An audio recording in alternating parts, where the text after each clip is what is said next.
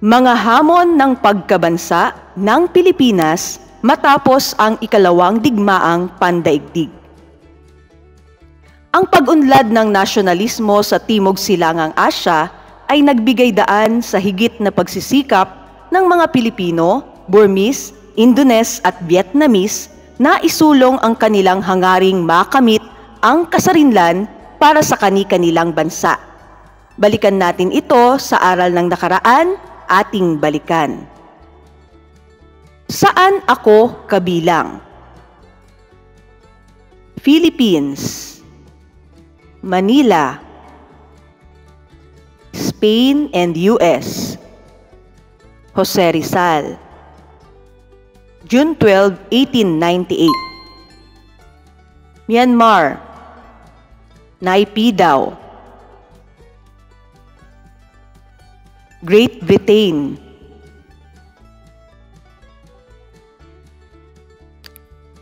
Aung San, January 4, 1948.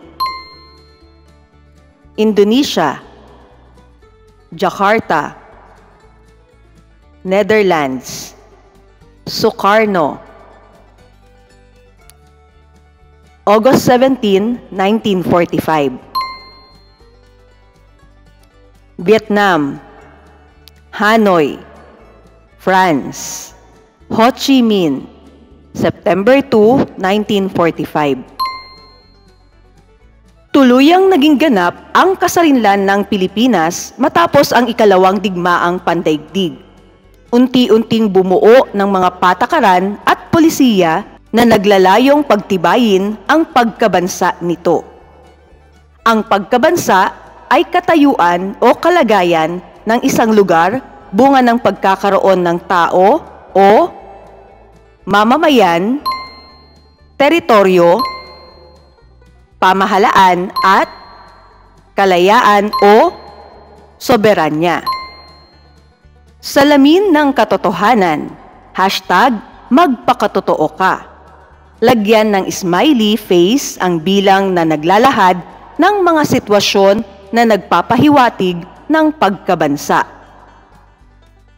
Pagdalo sa mga pambansang pagtitipon na may kinalaman sa pagdiriwang ng Araw ng Kalayaan o iba pang mahalagang okasyon ng bansa. Paggamit at pagtaguyod ng Pilipino at iba pang wika sa Pilipinas. Aktibong pagsuporta sa wikang pambansa at pagpapahalaga sa sariling kultura at identidad.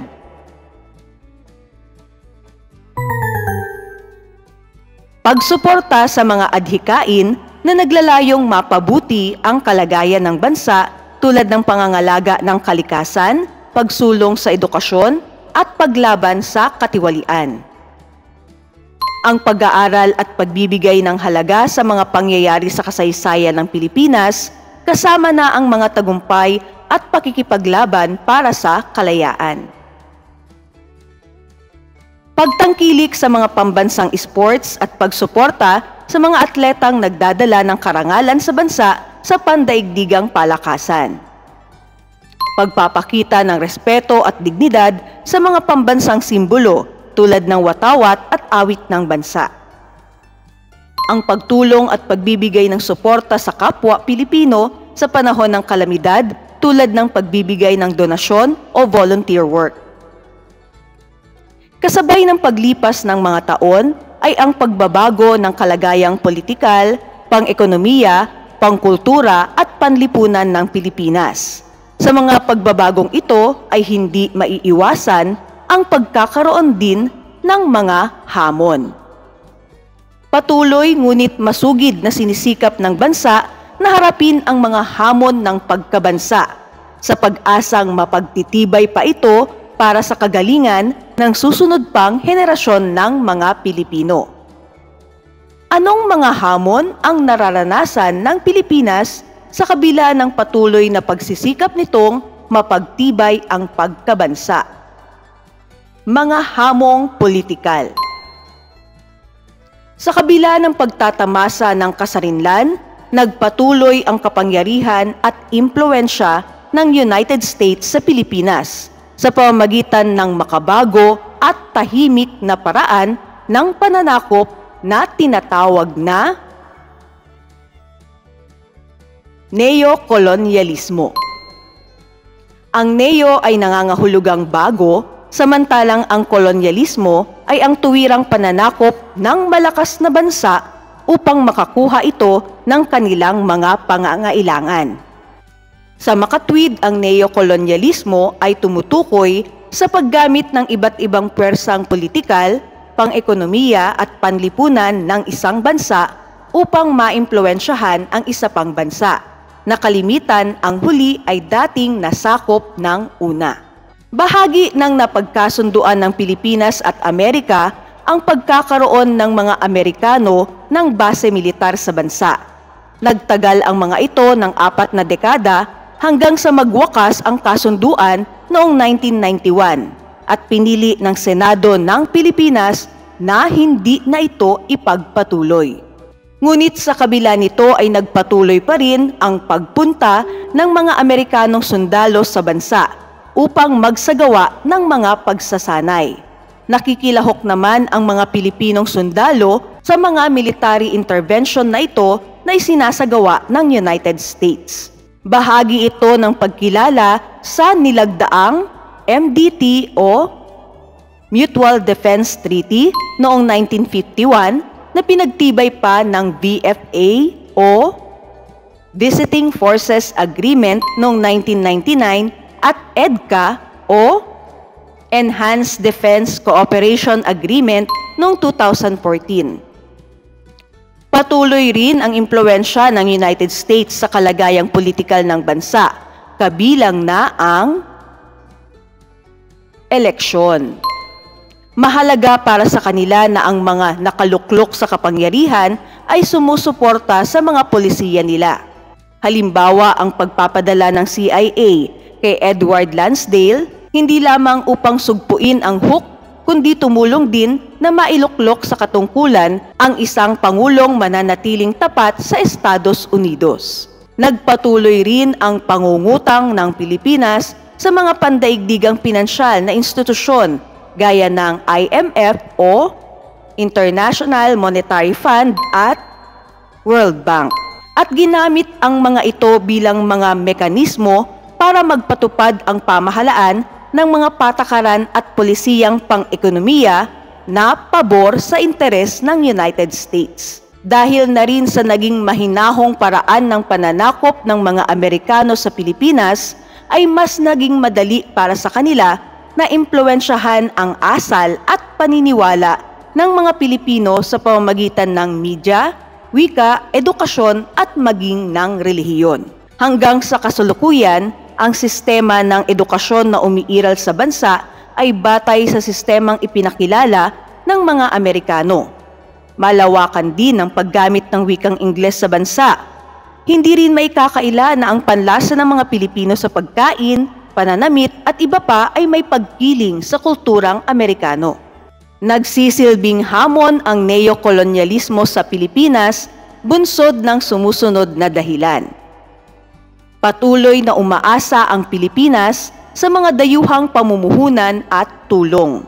Patuloy na nakikilahok sa ekonomiya ng Pilipinas ang mga dayuhang multinasyonal na karaniwang dating mga kolonyalistang bansa. Dahil dito ang Pilipinas ay nakatali sa mga tuntuning idinidikta ng mga namumuhunang ito na maaaring magpahina sa kapangyarihan at kalayaan ng pamahalaan sa pagpapasya. Maaari rin itong magdulot ng pagbabago sa polisiya at kawalan ng kontrol sa ekonomiya, lipunan at politika ng bansa. Ang patuloy na pagpasok ng Pilipinas sa mga kasunduang pangkalakalan ay maaaring magdulot ng pananamantala ng mga makapangyarihang bansa. Maaari itong humantong sa paggamit ng likas na yaman ng Pilipinas, pagkasira ng kalikasan, kaguluhan sa lipunan, at konsentrasyon ng yaman sa kamay ng mga dayuhan. Ang mahabang panahon ng pagkakautang ng Pilipinas na may mataas na interes at maikling panahon ng pagbabayad ay maaaring magdulot ng siklo ng pag-asa sa utang. Ito ay maaaring magdulot ng kawalan ng katatagan ng pamahalaan at ekonomiya. Sa patuloy na pag-utang, maaaring masangkot ang bansa sa mga kasunduang hindi makatutulong sa mga hamong kinakaharap nito. Tukuyin ang sumusunod na pahayag. Hanapin sa kahon ang tamang sagot. Isang patakaran ng United States na ipinatupad sa Pilipinas na nagpapatunay bilang pagpapasimula ng neokolonyal na katangian ng edukasyon sa bansa. Benevolent assimilation. Karamihan sa bansa sa Timog Silangang Asya ay labis na umasa sa mga mayayamang bansa tulad ng United States. Labis na pagdepende. Ito ay maituturing na bagong paraan ng kolonyalisasyon sa pamamagitan ng impluwensya o pagkontrol sa aspetong pampolitika, pang-ekonomiya, pangkultura at kahit sa larangan ng pangmilitar ng isang maunlad na bansa sa hindi maunlad na bansa. Neokolonyalismo. Ito ay ang pamamaraan ng anumang pautang na ipinapahiram ng International Monetary Fund o IMF o World Bank o ng United States na may laging kasunduan o kondisyon. Dayuhang pautang. Tumutukoy sa gawain ng mga neokolonyalistang bansa na guluhin ang isang pamahalaan ng isang bansa o ibagsak ito ng tuluyan dahil hindi mapasunod sa mapayapang paraan. Lihim na pagkilos. Buuin ang pahayag sa ibaba. Piliin ang tamang salita na nasa loob ng kahon. Ang neokolonyalismo ay ang makabagong paraan ng kolonyalisasyon sa pamamagitan ng pagpapanatili ng impluwensya sa kultural, pampolitikal, militar at pang-ekonomiya ng dating mananakop sa mga bansang dating nasakop. Magbigay ng ilang hakbang upang tugunan ang hamon ng neokolonyalismo. Palakasin ang soberanya ng bansa, lumaban sa anumang uri ng panghihimasok sa ibang bansa, tumutol sa mga polisiya na pabor sa malalaking bansa, hikayatin ang kabataan na magtuon sa practical arts o maging entrepreneur, mahalin ang sariling kultura, pagyamanin at tangkilikin ang lokal na produkto, pumili at bumoto ng mga pinunong magpoprotekta sa interes ng bansa.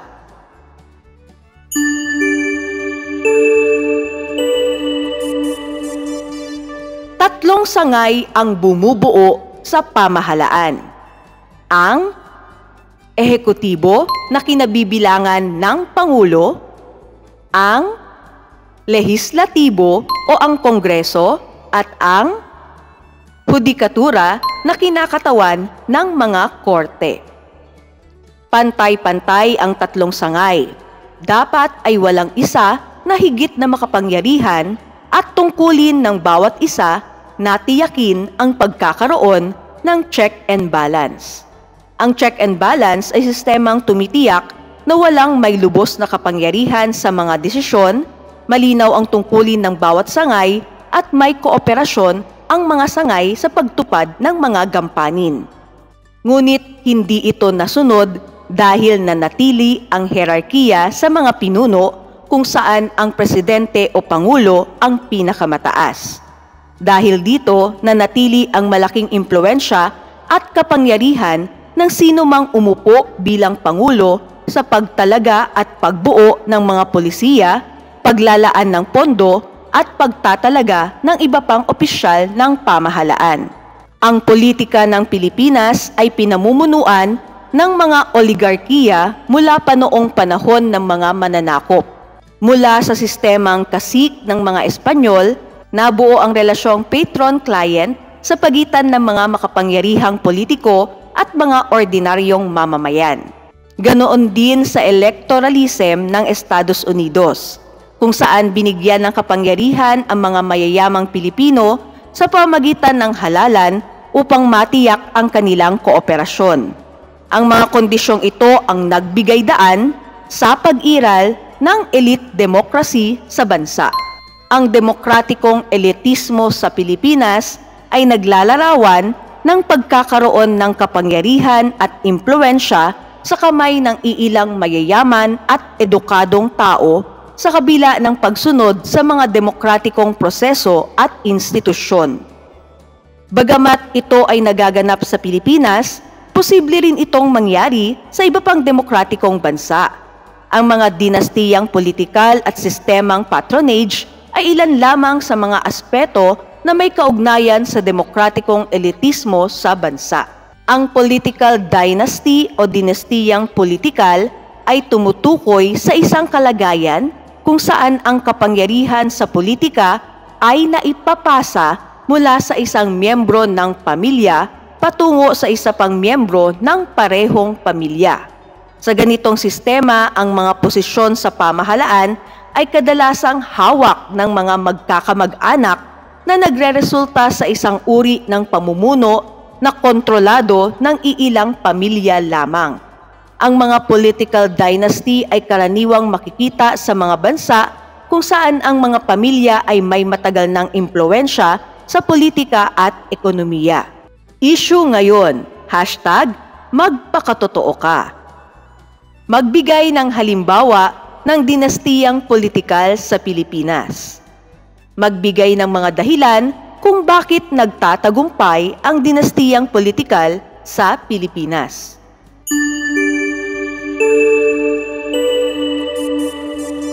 Sistemang padrino, ang karaniwang tawag sa sistemang patronage rito sa Pilipinas. Ito ay tumutukoy sa pagkakaloob ng pabor na maaring pagtaas sa katungkulan o pagtatalaga sa pamahalaan ng isang kawani bunsod ng kaugnayan nito sa isang politiko. Ang individual na ito ay maaaring wala namang kakayahan o kwalifikasyon sa posisyong ipinagkakaloob dito. Dito pumapasok ang mga sistemang nepotismo at cronyism. Nepotismo, pagkakaloob ng pabor ng isang maimpluwensyang politiko o kawani sa kamag-anak. Cronyism, o ang pagkakaloob ng pabor ng isang politiko o kawani ng pamahalaan sa isang kaibigan o kasamahan. Tukuyin ang sumusunod na pahayag, hanapin sa kahon ang tamang sagot. Paggamit ng halalan bilang bahagi ng demokrasya, kung sino ang manalo ang siyang may hawak ng kapangyarihan. Electoralism. Tumutukoy sa pagkakaloob ng pabor na maaring pagtaas sa katungkulan o pagtatalaga sa pamahalaan ng isang kawani bunsod ng kaugnayan nito sa isang politiko. Sistemang patronage. Modelo ng demokrasya kung saan isang maliit na grupo lamang ng mga tao na karaniwang nagmumula sa mga mayayaman o nakapag-aral ang may kapangyarihan at impluwensya sa mga desisyong politikal. Elite democracy. Pagkakaloob ng pabor ng isang politiko o kawani ng pamahalaan sa isang kaibigan o kasamahan. Cronyism. Pagkakaloob ng pabor ng isang maimpluwensyang politiko o kawani sa kamag-anak. Nepotismo. Magbigay ng epekto ng demokratikong elitismo sa bansa. Kawalan ng representasyon dahil ang kapangyarihan ay nakatuon sa iilang mayayaman at edukadong tao. Korupsyon. Ang mga elite ay may kakayahang manipulahin ang mga proseso at institusyon upang mapanatili ang kanilang kapangyarihan at impluwensya. Pagkakaroon ng patronage system at political dynasties. Pagkakaroon ng social inequality kung saan ang mga mayayaman ay patuloy na yumayaman, habang ang mga mahihirap ay patuloy na naghihirap. Magbigay ng ilang hakbang upang malabanan ang demokratikong elitismo sa bansa. Pagpapatupad ng mahigpit na batas na nagbabawal sa mga paboritismo at nepotismo sa pamahalaan. Pagpapalakas ng transparency at accountability. Pagpapalakas ng edukasyon na nagtuturo sa publiko tungkol sa mga epekto ng patronage at korupsyon. Pagpapalakas ng media na nag-uulat tungkol sa mga isyu ng patronage at korupsyon.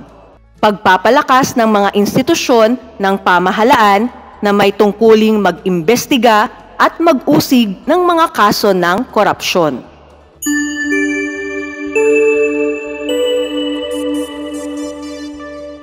Mga hamon ng malawakang katiwalian. Korupsyon. Ang isyu ng korupsyon o katiwalian ay matagal nang balakid sa sinisikap na pagsasaayos ng pamamahala sa Pilipinas. Ayon sa isang pagsusuri, lahat ng uri ng korupsyon mula sa simpleng panunuhol ay nagaganap sa Pilipinas. Ang korupsyon ay tumutukoy sa pang-aabuso ng kapangyarihang ipinagkatiwala sa isang individual para sa sariling kapakinabangan upang makuha ang minimithing bagay sa pamamagitan ng hindi patas na paraan. Ito ay may kinalaman sa hindi tamang paggamit ng mga pinagkukunang yaman, impluwensya at awtoridad ng mga individual o pangkat ng karaniwang nasa posisyon na sumasaklaw sa pampubliko at pampribadong sektor. Noong Pebrero 1, 2022, itinala ng Transparency International's Corruption Perception Index o CPI ang Pilipinas bilang ika-116 sa score na 33 sa 180 na bansa na tinatayang level ng korupsyon sa pampublikong sektor sa daigdig. Inihahayag ng Transparency International ang eskalang 0 bilang highly corrupt at ang 100 naman bilang very clean. Ibig sabihin, mataas pa rin ang kaso ng korupsyon sa bansa. Hinahadlangan ng korupsyon ang pag-unlad ng ekonomiya ng bansa. Ito rin ang nagiging sanhi ng kawalan ng tiwala ng mga mamamayan sa kakayahan ng pamahalaang makapagkaloob ng inaasahang kapakinabangang panlipunan at pang-ekonomiya. Aktive ang panunuhol kung ito ay inialok bilang pangako o ibinigay kung ang isang individual ay humiling o tumanggap nito. Ang sumusunod ay ilan sa nagaganap na aktibong panunuhol. Panunuhol upang makamit ang isang proyekto ng pamahalaan. Panunuhol upang mapabilis na maipagkaloob ang minimithing pondo. Panunuhol upang mapagkalooban ng malaki at mahalagang kontrata. Panunuhol upang mapadali ang pagproseso ng inspeksyon. Panunuhol sa opisyal ng Bureau of Customs. Pagkakaloob ng hanapbuhay sa kamag-anak.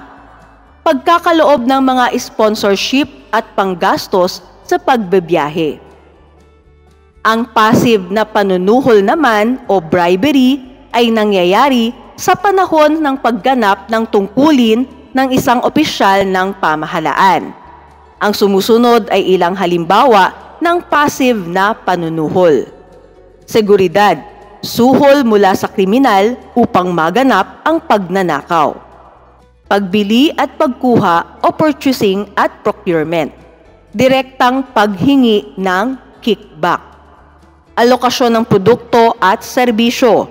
Pagpabor ng isang empleyado dahil sa suhol sa isang mamimili sa pamamagitan ng mas mabilis na pagkakaloob ng kailangan nito, sa halip na unahin ang mga naunang mamimili. Subastahan at pasahan ng pamahalaan.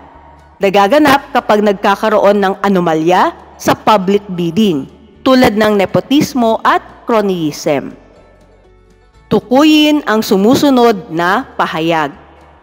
Ang korupsyon ay tumutukoy sa pang-aabuso ng kapangyarihang ipinagkatiwala sa isang individual para sa sariling kapakinabangan upang makuha ang minimithing bagay sa pamamagitan ng hindi patas na paraan. Noong Pebrero 1, 2022, itinala ng Transparency International's Corruption Perception Index o o CPI ang Pilipinas bilang ika-116 sa score na 33 sa 180 bansa na tinatayang level ng korupsyon sa pampublikong sektor sa daigdig. Transparency, pagiging bukas ng mga kinatawan ng pamahalaan sa taong bayan sa lahat ng transaksyon at desisyon na kanilang ginagawa. Ang passive na panunuhol o bribery ay nangyayari sa panahon ng pagganap ng tungkulin ng isang opisyal ng pamahalaan. Active, ang panunuhol kung ito ay inialok bilang pangako o ibinigay kung ang isang individual ay humiling o tumanggap nito. Mga batas na ipinatutupad upang tiyakin ang pananagutan ng mga magkakasala. Anti-Graft and Corruption Practices of 1960. Government Procurement Act of 2003, Anti-Red Tape Act of 2007. Mga tanggapan at ahensya ng pamahalaan na naglalayong labanan ang korupsyon. Office of the Ombudsman, Commission on Audit. Civil society groups, Transparency and Accountability Network, Transparency International Philippines. Pandaigdigang Ahensya, United Nations Development Program, United States Agency for International Development, International Monetary Fund, Asian Development Bank. Transparency, pagiging bukas ng mga kinatawan ng pamahalaan sa taong bayan sa lahat ng transaksyon at desisyon na kanilang ginagawa.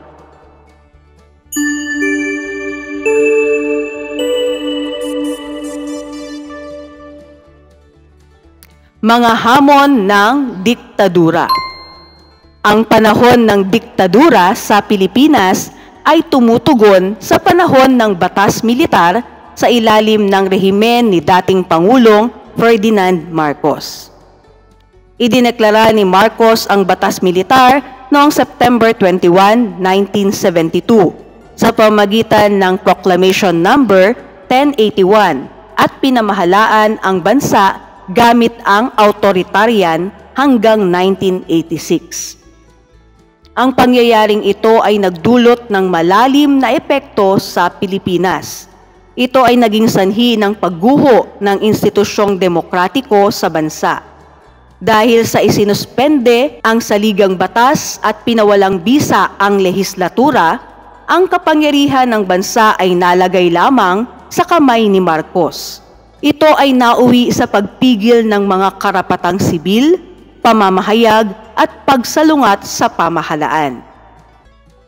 Mga hamon ng diktadura. Kawalan ng katatagang politikal. Sa panahong ito, ang bansa ay humarap sa politikal na kaguluhan, alitan sa pagitan ng mga paksyon sa pamahalaan at armadong paghihimagsik. Dahil dito, idineklara ni Marcos ang batas militar upang maibalik ang kaayusan at kapayapaan sa bansa. Krisis pang-ekonomiya. Naharap ang Pilipinas sa mga hamong pang-ekonomiya tulad ng mataas na inflasyon, malaking utang at kawalan ng katatagan ng salapi. Ang pagbagsak ng ekonomiya ay dulot ng maling pamamahala, labis na korupsyon at pagkakasangkot ng mga kapitalistang crony ni Marcos. Ang kanilang mga negosyo ay hindi nakaayon sa batas at patakaran at napagkalooban pa ng pabor sa anyo ng pag-iwas sa pagbabayad ng buwis na sanay nakatulong sa ekonomiya at serbisyong panlipunan. Pagpapatatag ng kapangyarihan. Hinangad ni Marcos na palakasin ang kanyang kapangyarihan at pahabain ang kanyang panunungkulan nang hindi naaayon sa saligang batas. Sa layuning ito, sinuspende niya ang mga kalayaang sibil, binuwag ang Kongreso, pinatahimik ang oposisyon at sinimulan ang pamamahalang autoritaryan. Dahil dito, siya ay naging makapangyarihan na namumuno ng walang checks and balances at patuloy na nagpatupad ng mga batas na pabor sa kanyang administrasyon. Noong panahong ito, patuloy na inilarawan ni Marcos ang kanyang rehimen na nasa kaayusang demokratiko pa rin sa pamamagitan ng pagtatalaga ng halalan. Ngunit tinatayang minanipula ang resulta upang matiyak ang kanyang pananatili sa pamahalaan. Nakilala ang 1986 snap presidential elections sa mga paratang ng malawakang pandaraya o panloloko at pagmamanipula ng resulta ng halalan. Ang kasukdulan ng mga hamon ng diktadura ay tinapos ng EDSA People Power Revolution. Ito ay isang mapayapang revolusyon na sinamahan ng milyong Pilipino na sinuportahan ng mga kilalang opisyal ng militar na nakiisa sa pagtatapos ng rehimeng diktadura sa bansa.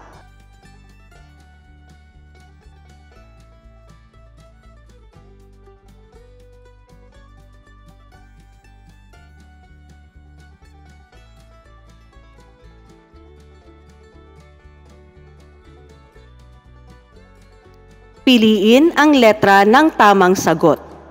Kailan iprinoklama ni Pangulong Ferdinand Marcos Sr. ang Proklamasyon 1081 kung saan ang Pilipinas ay isinasailalim sa batas militar? September 21, 1972.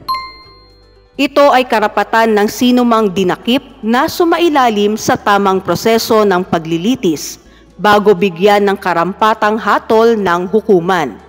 Ang karapatang ito ay sinuspende sa panahon ng batas militar. Writ of Habeas Corpus. Ito ang isinagawang hakbang ni Marcos upang maiwasan ang nagbabantang panganib sa pamahalaan dahil sa mga paghihimagsik, rebelyon at karahasang nangyayari sa bansa. Batas militar. Ang mga sumusunod ay naging dahilan ng pagdedeklara ni Pangulong Marcos ng batas militar sa bansa, maliban sa isa. Pagkakaisa ng mamamayan. Ito ay isang matahimik na paraan ng pagkamit ng demokrasya sa Pilipinas. People Power 1. Magbigay ng mahalagang aral sa panahon ng diktadura at batas militar sa Pilipinas. Kahalagahan ng demokrasya at kalayaan. Ang pagkawala ng mga karapatang sibil at politikal ay nagdulot ng matinding paghihirap sa mga mamamayan. Pagpapahalaga sa karapatang pantao.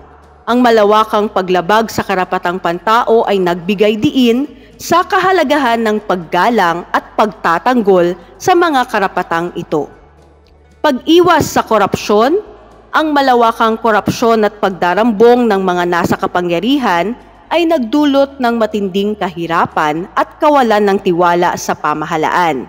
Mahalaga ang transparency at accountability sa pamahalaan upang maiwasan ang ganitong mga pangyayari. Pagkakaisa at pakikibaka. Nagpakita ng lakas ng bayan. Ang EDSA People Power Revolution, halimbawa ng mapayapang pakikibaka sa kalayaan at demokrasya. Pagpapahalaga sa kasaysayan upang maiwasan ang pag-uulit ng mga pagkakamali ng nakaraan, nagbibigay ng gabay sa mga susunod na henerasyon. Pagtutol sa pang-aabuso ng kapangyarihan. Ang mga pang-aabuso ng kapangyarihan noong panahon ng batas militar ay nagbigay daan sa kahalagahan ng pagtutol sa anumang uri ng pang-aabuso at pagtatanggol sa mga karapatan ng bawat mamamayan.